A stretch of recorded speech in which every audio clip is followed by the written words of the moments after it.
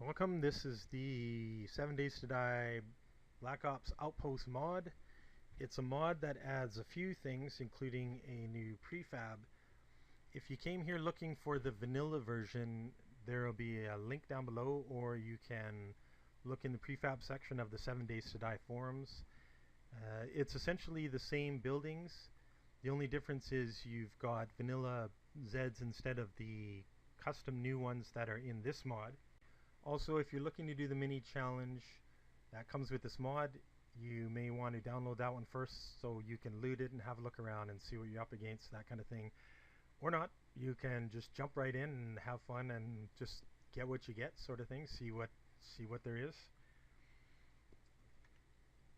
I'm going to give you a warning at this point. This is for advanced players only. If you're still getting used to this game, if you're still sort of getting used to the game mechanics and the fighting and that sort of thing, and you're kind of struggling still a little, you might want to wait before you install this one, or just install the vanilla version. This is a huge step up in competition and difficulty, and you're going to really want to be prepared before you do this sort of thing. If, however, you've been playing this a while and you're really comfortable with your weapons, you're really comfortable with the game, and you want a later game challenge, this is a mod that's what it was made for. Originally, I looked at the soldiers and decided I wanted to make a few new ones, and I thought, well, why not make a mod with some really tough Zeds, something really difficult to fight. I'm going to introduce the new Zeds at this point, but rather than comparing them to this guy because they're all much harder, I'm going to compare them to the Feral, simply because all of their stats are higher. To give you an example, the Feral's hit points are 750, and the first of these Zeds, the new ones, is 1500. Feral has 20 entity damage and 250 block damage. This guy does 40 entity damage. He also has a new buff, which they all have. It's called radiation poison.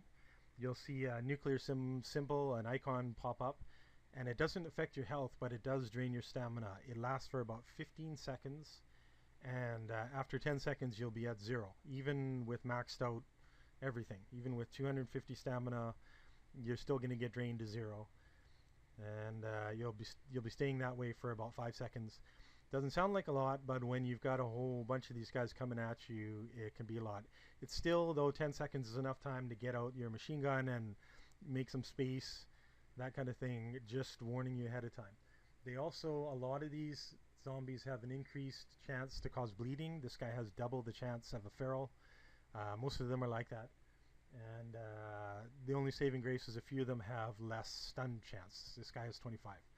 This guy, the reason why each one of them is color coded so you'll recognize it, their lieutenant counterpart, which is a larger version, has similar coloring. This guy is the one that does slightly more entity damage. The blue one, this is soldier number 2. He does more block damage. He does the same as a Feral. He still does more entity damage, 30 compared to 20, but it's not as high as this guy. Everything else is the same, 1500 hit points, and same thing, he can cause radiation poisoning and bleeding and stunning, that kind of thing. Soldier number 3 is this guy. He is obviously the poison guy, and he hits you, it is a 100% chance you're gonna get drained. He will give you radiation poison. He doesn't hit as hard as the other guys, and doesn't do as much block damage. Still more than a Feral, though, and he's got 1500 hit points. This guy as well, 1500 hit points. Same thing. His entity damage is lower, and his block damage is only 100 compared to a Feral's 250, but he has a 100% chance of catching you on fire. You've dealt with guys like this before if you've gone through burning forest, that kind of thing. He can also still poison you and stun you, that kind of stuff. The next guy is the ranger. This guy, instead of, he's like the cop, he doesn't shoot, he doesn't vomit acid, though. He shoots fire at you, and he has a 100% chance of catching you on fire. He has only 1200 hit points compared to the 1500 that the other guys have, which is still higher than a Feral's 750, but he does less block damage, and he still does 30 entity damage. The next one is the tank, and this is called the Primal Zed, or Primal Soldier. He has 2,500 hit points compared to a Feral's 750. This guy hits hard. He does 50 entity damage compared to a Feral's 20, and he actually does more block damage. He does 300 block damage. He also has a 40% chance of bleeding, 40% chance of causing poison, and 50% chance of stunning you. So half the time this guy hits you, he's going to stun you. The only good news is that he's a little slower than the other guys. He's about 85% their speed. The first of the lieutenants is this guy, and if he looks familiar, it's because he's the upgraded version of this guy. You can see he's much larger, a lot more muscle on this guy. These guys have 3,000 hit points. They also hit hard. This is the guy who does the entity damage. He does 3 times as much damage as a Feral. 60 entity damage, not as much block damage, 150, but he has a 50% chance of causing bleeding and stunning you, much like the Primal. Here's the other lieutenant, and this is the guy who does the block damage. This guy actually does more block damage than a Feral, and he still hits 2.5 times as hard as a Feral. Same thing, the stats for causing bleeding and stunning, that kind of stuff, it's 50% of the time. These are the zombies you're going to find in the courtyard, the first part of the mini challenge. And once you get through these guys, you can go down and fight the, oh, that was just to give you the comparison. You go down and fight the general, and the general has an entourage. They're called Vixens. That's what these guys are. The Vixens are second in speed only to the dogs. They're much faster than you are. They don't have as many hit points as the other zombies, though still more than a Feral. They've got 1,000 hit points, and they hit hard, 2.5 times harder than a Feral. Their stun damage isn't that, their stun chance isn't that high. It's only 25%, but they've got a good chance of causing poisoning and bleeding, and they're nasty. There's 3 of them down there along with the general, and you're gonna have to take them out if you want to take out the general.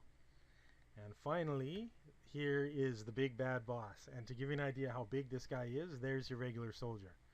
These guys are huge, and they have a whopping 5,000 hit points. To give you an idea of how much damage this guy does, a Feral does 20 damage, they do 90. And he does more block damage than the Feral as well. Also, all of his stats for causing bleeding, poison, and stun are 60%. So when this guy hits, there's a good chance he's going to do something nasty to you. He also breathes fire, and his fire does 50 damage. Just his fire alone does 2.5 times more damage than a Feral does to you, and also 200 block damage. And it has a 100% chance of catching you on fire. He's nasty. So enjoy, have fun. So I'm going to explain how the mini challenge works for anybody who wants to do it. This is the prefab where you're going to be fighting. The courtyard is in the center where you're going to find a lot of the Zeds and the 2 lieutenants, and you've got to get through them to get to this area. What you're seeing down there is that blue door, and there's sort of an angled ramp there. That's the entrance down below to where the boss fight is. What you're going to want to do is get through that gate, which you're going to find is wide open, or you can cut through the fence, that kind of thing, and get into this courtyard. The difference between the mod version and the vanilla version is the cars that are near the buildings have been removed. The only 2 you're going to find are the ones in the center. The reason being is the range guys will blow up the cars. The 2 in the center are going to blow up. I'm warning you ahead of time. Do not get too close until after they've blown up, because you're going to get blown up. I got blown up a few times along with it. All the rest of the buildings are pretty much the same. Now here's how the challenge works. There's a fence all the way around this area. Once you're in, you've got to stay in until you kill everything. You can run up the buildings if you want. You can try and hide around corners, that kind of thing. if you really want a challenge, stay in the center courtyard and fight them in there. It can be done. I know it sounds kind of crazy, but once those cars blow up, they actually help you because it creates a little hole in that, something you can sort of run around and just go crazy, just go wild. Once you've killed off everything in here, and it's going to be a fight, it's a challenge, then you head down below and you fight off the general and his entourage, and he may actually drop you one of these. There's a couple items in the game, and they require this in order to craft them. It's called uncopyrightium. It's pretty much the only name that wasn't taken. It'd be ironic if I copyrighted that. He has a high chance of dropping it. The lieutenants can also drop it, though their chance is only 1 in 1,000. You're going to need 3 of these to craft one of the 2 new items in the game. And this is the first one. Anybody who's played RuneScape knows what this is. This is an Inferno Adze. Originally I designed this because we were sort of getting limited to using a sledgehammer. And for anybody who likes using machete like me, you sort of needed something else. So this is a combination of a fire axe, a pickaxe, and a shovel. It frees up a space on your belt so you can use whatever weapon you want. It's not way up there in damage, that kind of thing. It pretty much does the same as an axe and a shovel. It does do a little more damage than the pickaxe because I wanted something that could one-hit stone and was as fast as an iron pickaxe, and that's what this is. I mean, you can change the stats whatever you guys want. To me, it doesn't really upset the game balance because by the time you're able to fight off and kill 3 generals, you're way past day 30 or day 30, day 40, day 50, that kind of thing, and you've done your time. I mean, how much have you dug by then already? You've sort of done your time. You sort of deserve something a little faster, and by then you probably want to make something underground rather than just digging a hole. So that's what you get. It does take a long time to craft. It requires 3 of these as well as 1,000 steel ingots, which is a craft time on the work table of 62 minutes. So if you're on a PvP server, you may want to bury this somewhere really safe. And if you're on PvE, I hope you are playing with people who are very trustworthy, because that's a lot of resources to be sitting around for a very, very long time. The other item is this. It's an upgraded crossbow. With this mod and the Bandits mod and the Bad Company mod and some of the other ones like Val mod, we're getting increasingly harder Zeds, and this is, I didn't want the crossbow to become obsolete, so I made an upgraded version. This is also an icon from RuneScape. I just happened to be there anyway and saw it and thought, okay, well, whatever, we'll chuck that in. It doesn't do that much more damage. It's got its own bolts. It fires all the regular ones as well, but it's got its own upgraded bolts, tungsten bolts. They do 140 damage as opposed to the steel ones doing only 120 damage, and they've got a 10% chance of setting things on fire. So it's not a huge upgrade, and it's not going to upset your game balance, but it's kind of neat every once in a while to see something catch on fire.